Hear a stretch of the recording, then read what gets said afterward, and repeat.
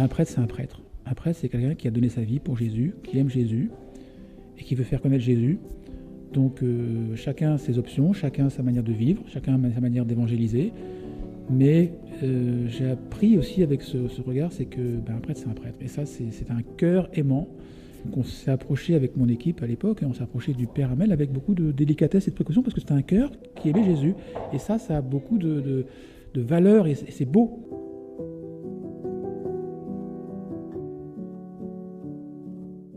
Dans ce 4e épisode de podcast Hommage au Père Jacques Hamel à l'occasion des 10 ans de son assassinat, le 26 juillet 2016, nous revenons avec le Père Paul Vigouroux, postulateur de la cause en béatification, sur le sens aigu de la belle liturgie qu'avait le Père Jacques Hamel et l'approfondissement du mystère de la souffrance qui habitait son cœur peu de temps avant de connaître le martyre.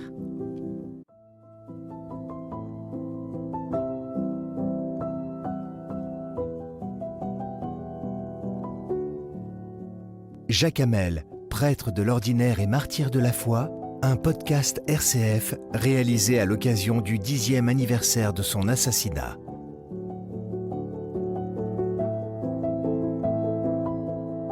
Catherine Manet. Alors, la passion du Christ, on célèbre aussi dans l'Eucharistie, c'était un sujet qui interpellait le Père Jacques. Sa nièce, Angélique, explique dans un documentaire qu'elle avait ouvert le dictionnaire théologique dans son bureau et qu'il avait sélectionné quelques mots avec un marque-page, parmi eux le mot persécution, le mot martyr ou encore gloire, des mots sur lesquels on suppose qu'il s'était donc appesanti, qu'il avait pris vraiment le temps de méditer. C'est un peu bouleversant, ça, Père Paul, d'apprendre ça a posteriori. Oui, et c'est vrai qu'on a retrouvé aussi dans son bureau des hors-séries de différentes revues, hors-séries sur les chrétiens d'Orient, à l'époque avec Daesh et tous ces martyrs. Ça l'avait travaillé, ça l'interrogeait, ça le questionnait. Il y voyait l'œuvre du diable. Il l'avait dit à sa sœur, c'est le démon, ça, voilà, cette division, c'est se pouvoir tuer. Et a posteriori, c'est vrai que c'est un peu troublant, ou c'est un petit peu, ça interroge, quelque chose même l'attentat à Nice aussi, il avait dit à sa sœur, ça c'est l'œuvre du Satan. Voilà, il avait ça aussi au cœur et il était frappé aussi par ce Satan, par ce diable qui l'a frappé au cœur même, mais c'est quelque chose qui l'intéressait et qui le perturbait dans sa vie. Voilà. Les paroissiens de Saint-Étienne-du-Rouvray avaient observé durant tout ce mois de juillet 2016 une forme de gravité, une profondeur de ton durant ces messes. Alain Quibel en témoigne, il est membre de la communauté paroissiale.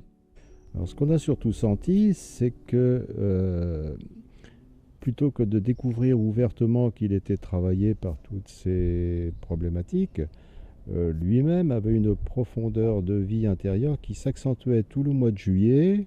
Plusieurs paroissiens et nous-mêmes avions remarqué qu'il était vraiment rivé sur les célébrations de sa messe, très, très à cœur. Et donc, c'est plutôt on l'a découvert après, en fait, avec les entretiens avec Rosine, etc. Il avait effectivement une démarche d'approfondissement personnel qu'il ne confiait pas, mais qui s'est trouvée réelle à cette époque-là. Rosine a aussi parlé qu'il avait ses cauchemars, etc. On a compris qu'il y avait chez lui tout un combat spirituel avant l'événement du martyre.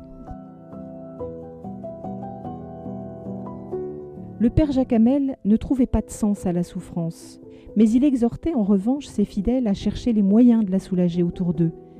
Dans son livre « Prier 15 jours avec Jacques Hamel », le Père Paul Vigouroux, postulateur de la cause en béatification, rapporte que le Père Jacques ne comprenait pas le parti pris sanguinolent d'un réalisateur tel que Mel Gibson dans son film La Passion.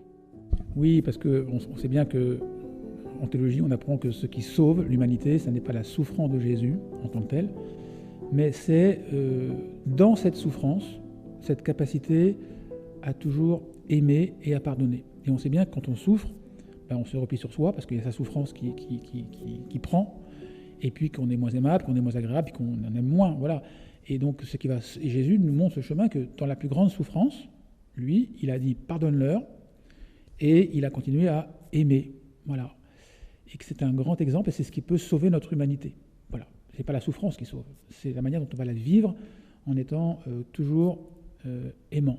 Alors, nous avions choisi comme titre à ces 2 épisodes le ministère du Père Jacques entre enfouissement et incarnation, parce qu'il était à la fois l'exemple du prêtre humble, discret, presque invisible, parfois lors des grandes célébrations diocésaines, et en même temps, dans sa paroisse, avec ses paroissiens, il était très incarné. Il tenait à certaines choses. On lui connaissait en tout cas quelques accès de colère, des agacements. Il avait fort à faire avec sa nature un peu impulsive, on peut dire ça ? Oui, on peut dire ça, mais comme nous tous, mais l'essentiel, c'est pas renier ce qui est en nous, c'est d'abord de l'accueillir, pas forcément le cultiver, mais de l'évangéliser. Voilà, je me souviens que l'archevêque avait dit, après la mort du Père Hamel, « J'ai de la colère en moi ». Voilà, j'ai de la colère. Donc il reconnaissait qu'il y avait des sentiments en lui. Et cette colère, je dois apprendre à l'évangéliser. Voilà. Est-ce que vous voyez autre chose, Père Paul, de signifiant à relever de son ministère ? Je pense qu'on peut dire aussi, le service, on l'a dit, peut-être pas assez, mais c'était servir jusqu'au bout. Voilà, servir l'Église, aimer Jésus, aimer l'Église, c'était aussi pour lui 2 choses identiques. Et que c'est vrai que beaucoup de gens se disent chrétiens, mais ont des regards sur l'Église très critiques.